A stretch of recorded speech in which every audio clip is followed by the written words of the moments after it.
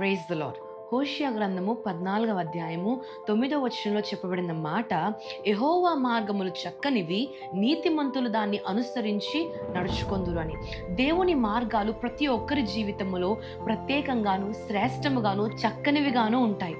కానీ మనిషి ఆ మార్గాల్ని అనుసరించడాన్ని అనేక సార్లు విడిచిపెడుతూ ఉంటాడు. ఒకసారి యోసేపు జీవితాన్ని మనం జ్ఞాపకం చేసుకుందాం.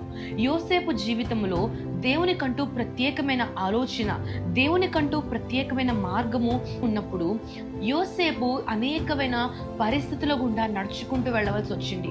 అతడు తన అన్నల్లా లేకుండా తన అన్నల యొక్క దోషాల్ని, తన అన్నల యొక్క పాపాన్ని తండ్రికి తెలియజేస్తున్నందుకు గాను, దేవుని మార్గాన్ని ఎంచుకున్నందుకు గాను అతడికి దొరికిన బహుమానం ఏంటి? అతడు అమ్మివేయబడ్డాడు. అలా అమ్మివేయబడినప్పుడు కూడా అతడు తన దేవుణ్ణి తన జీవితంలో పనిచేయటానికి అనుమతించాడు.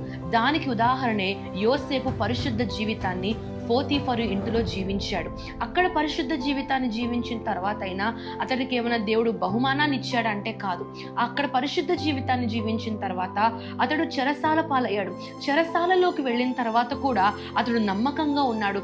Wear ever God has kept Joseph, he had been faithful and he allowed God to work in his life. అలానే మనము కూడా మన జీవితంలో ఎటువంటి పరిస్థితి అయినా విశ్వాసము ద్వారా దేవుని మార్గములో ఉండి మనల్ని మనము దేవునికి అప్పగించుకున్నప్పుడు it is like we are allowing God to work in our life. అలా మనము ఆయన్ని అనుమతించినప్పుడు ఆయన మనల్ని హెచ్చించి పరిపూర్ణులుగా చేసి పరమును చేర్చుతాడు.